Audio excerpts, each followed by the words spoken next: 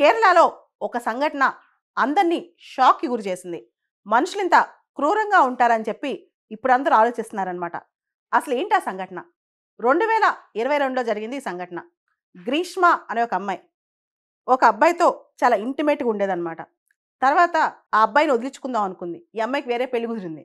దాంతో ఈ అమ్మాయి ఏం చేసింది, ఆ అబ్బాయిని ఇంటికి పిలిచి ఏదో కషాయం పేరుతో ఒక మెడిసిన్ ఇచ్చింది. దానిలో విషం కలిపేసిందనమాట. ఆ అబ్బాయి అది తాగి చనిపోయాడు. ఈ ప్లాన్ అంతా అమ్మాయికి ఎవరిచ్చారంటే ఈ అమ్మాయి మేనమామ అనమాట.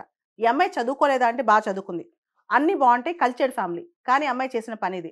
ఫస్ట్‌లో అందరికి అబద్ధాలు చెప్పింది. నాకు సంబంధం లేదు. నేను ఈ విషయంలో ఇదేం కాదు. నేను ఇన్వాల్వ్ అవ్వలేదని. కానీ ఎవిడెన్స్‌తో సహా దొరికిపోయింది కోర్ట్‌కనమాట. ఈ కేసు 2022లో జరిగింది కాబట్టి అప్పట్లో ఐపీసీ ఉండేది మనకు తెలుసు.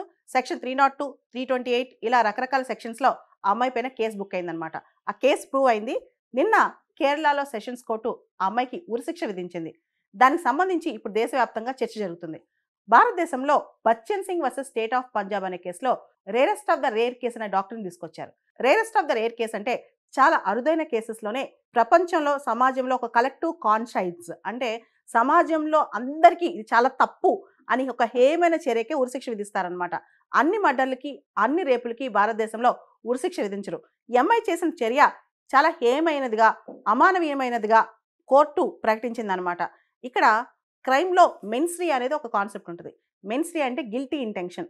Pre planned cold blooded murder అంటే ముందే ప్రాపర్‌గా ప్లాన్ చేసి, ప్రాపర్‌గా ఎగ్జిక్యూట్ చేస్తే దాన్ని pre planned cold blooded murder అంటారు. అతన్ని చంపాలనే ఉద్దేశంతో ఇంటెన్షన్, ప్రిపరేషన్, అటెంప్ట్, అకాంప్లిష్‌మెంట్ ఈ 4 స్టేజెస్ ఆఫ్ క్రైమ్ కంప్లీట్ అయ్యి, అది కూడా ఒక అబ్బాయిని చాలా అమాయకంగా నమ్మించి చేసింది కాబట్టి, ఈ అమ్మాయికి ఉరిశిక్ష చేసింది కేరళలోని సెషన్స్ కోర్ట్ అనమాట. అయితే ఈ అమ్మాయి అడుగుతుంది, నేను చాలా చదువుకున్నాను. నా అకాడమిక్ బ్యాక్‌గ్రౌండ్, నా క్రెడెన్షియల్స్ చూసి నాకు శిక్ష తగ్గించింది అని చెప్పి. కానీ సెషన్స్ కోర్ట్ దానికి ఒప్పుకోలేదనమాట.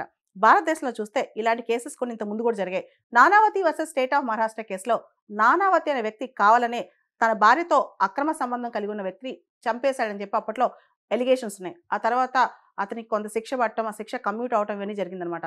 సమాజం అంతా ఆ టైంలో నానావతి వైపు ఉందనమాట. ఈ మధ్య కాలంలో మానవ విలువలు, మానవత్వం అనేది పూర్తిగా పడిపోతుందనమాట. తప్పెవరిది అనేది పక్కన పెడితే, ఒక మనిషిని ఇంకో మనిషి ఈ విధంగా చంపొచ్చా? ఇదే పెద్ద క్వెషన్ అనమాట. రెండోది, ఈ అమ్మాయి ఇక్కడ తన చదువు, పరిజ్ఞానం, తెలివితేటలు అన్నీ వాడి ఒక అబ్బాయిని ఇంత దారుణంగా చంపిద్దంటే తప్పకుండా ఆ అమ్మాయి తప్పే చేసింది. ఖచ్చితంగా ఈ కేసులో ఆ అమ్మాయి అప్పీల్‌కి వెళ్తది. అది వేరే విషయం. కానీ ఈ అమ్మాయి చేసింది మాత్రం 100% తప్పే అని చెప్పొచ్చు.